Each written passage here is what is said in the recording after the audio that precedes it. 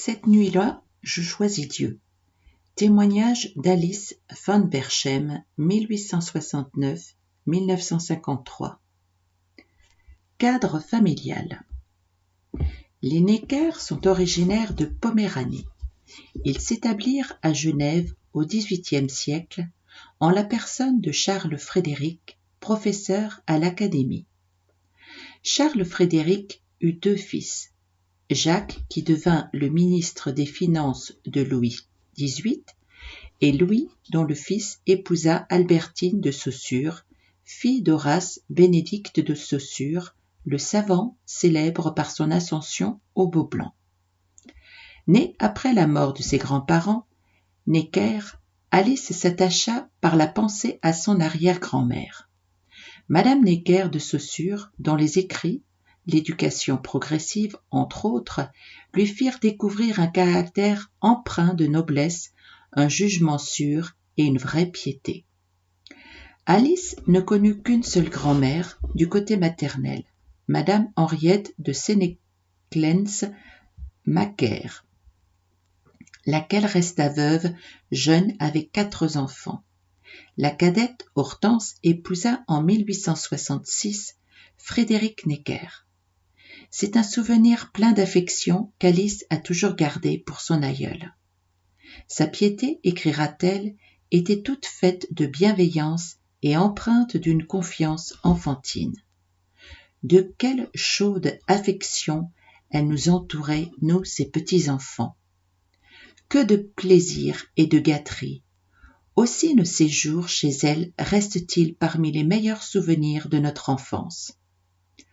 Toutes les vacances se passaient à Vufflens. Dès que la voiture, qui venait nous chercher à l'arrivée du train à Morges, entrait dans la cour du château, grand-maman était là avec Brigitte, nous attendant au haut du grand escalier. Quel accueil chaleureux! Noël, que de réminiscences! Réunis autour d'un feu de cheminée dans la seule tourelle habitée du vieux manoir, nous nous hâtions de terminer les nombreux ouvrages que nous préparions plus ou moins en surprise pour nos parents. La porte s'ouvrait enfin sur l'arbre étincelant qui avait la hauteur du salon et que nul de nous n'avait eu le droit de voir à l'avance. C'était alors un cri d'admiration, car il était d'une splendeur sans égale. Tout autour du salon, chacun avait sa table, bien garnie par notre généreuse grand-mère, puis était servi un somptueux souper. Après Noël venaient les vacances de Pâques, les œufs teints par douzaines, l'arrivée d'une caisse remplie d'objets en sucre, poules, lapins, nids, branches de cerises. Ces choses merveilleuses étaient envoyées par une tante habitant l'étranger. En été, les grandes vacances apportaient d'autres plaisirs. Notre bonheur était de faire des voyages de découverte dans les ravins de la Morge. Puis c'était la pêche aux écrevisses, souvent très fructueuse. Mais il ne fallait pas s'y attarder, car il s'agissait d'être à l'heure pour les repas. Grand-maman ne tolérait pas les arrivées tardives. Le soir, à la nuit tombante, que de parties de cache-cache dans les coins et recoins sombres du château. Jeu un peu effrayant pour les peureux. Une fois par semaine, il fallait se lever de bonne heure, car avant la cuisson du pain, ce bon pain bis de ménage, on profitait de la chaleur du four pour cuire sur des feuilles à gâteau d'excellentes salées au cumin dont nous nous régalions. Je revois le soir, sur un des grands bahuts du vestibule, toute une rangée de bougeoirs d'argent, chacun prenait le sien pour aller se coucher. Le dernier séjour était celui des vendanges. C'étaient les beaux raisins dorés qu'on pouvait manger à satiété, les tonneaux où les grappes broyées se dégorgeaient dans les tines alignées dans la cour, le mou ruisselant des pressoirs. De son père Frédéric Necker, cadet de 8 enfants, Alice hérita un caractère optimiste et sociable, un sens développé de la famille et l'amour de la nature.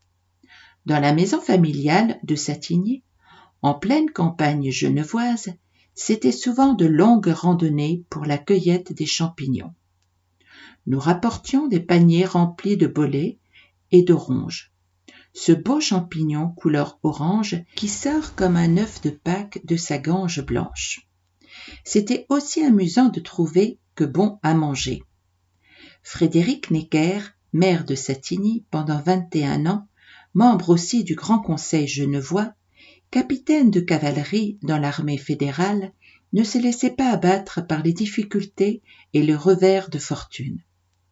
Alice avait 13 ans lorsque son père, après une crise financière qui changea sensiblement sa situation, annonça à ses enfants qu'il faudrait à l'avenir restreindre les dépenses et vivre sur un pied modeste.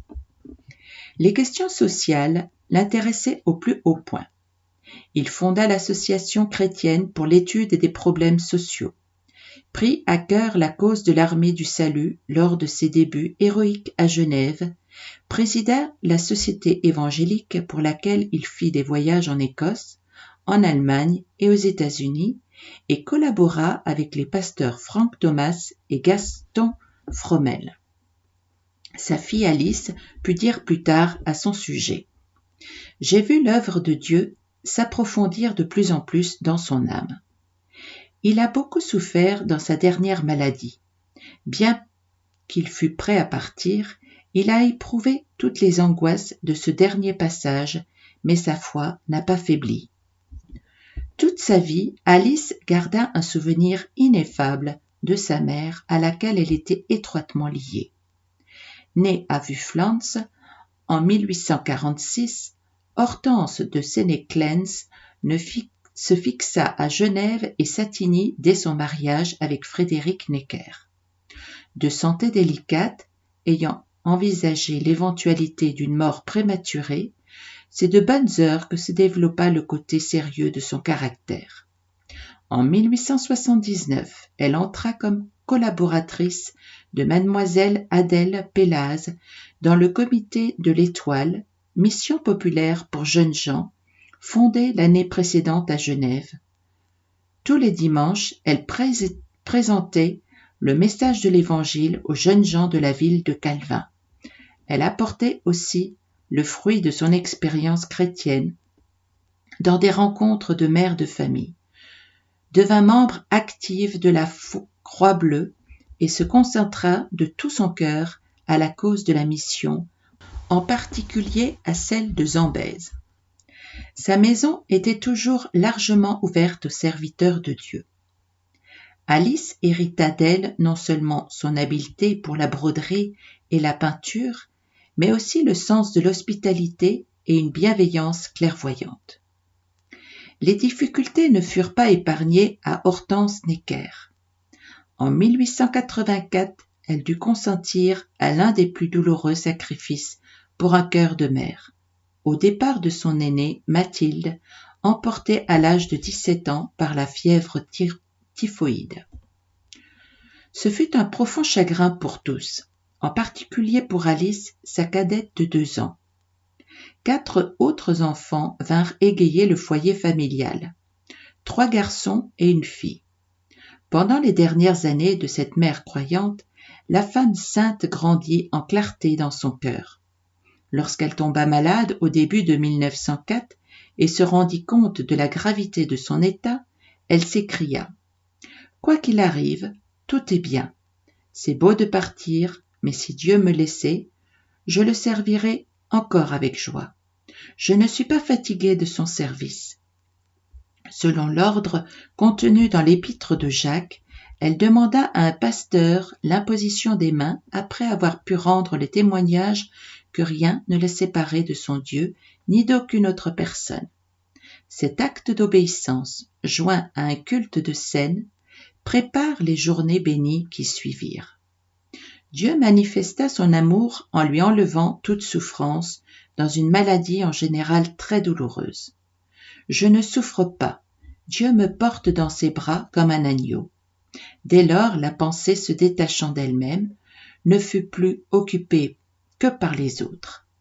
Elle laissa plus de 40 messages pour les siens et pour des amis qui lui étaient chers. Lorsqu'on passe par la vallée de l'ombre de la mort, disait-elle, ce n'est pas à ce moment-là qu'on peut se convertir. On ne peut plus faire d'efforts, c'est trop tard. On ne peut que réaliser ce qu'on a déjà reçu. Jésus est toujours là, c'est une union réelle entre lui et moi. On reconnaît que c'est vrai puisque cela tient. C'est facile de mourir. Je suis en repos. C'est solennel, mais c'est si simple. Dieu me prendra quand j'aurai achevé le travail. La lampe s'éteindra quand elle aura donné son dernier rayon. Christ m'a lavé par son sang, il m'a fait vivre par son esprit, il va m'introduire dans sa gloire. Elle s'éteignit doucement, laissant le témoignage de la réalité des choses éternelles et de la puissance de la foi en Jésus. Mais nous anticipons.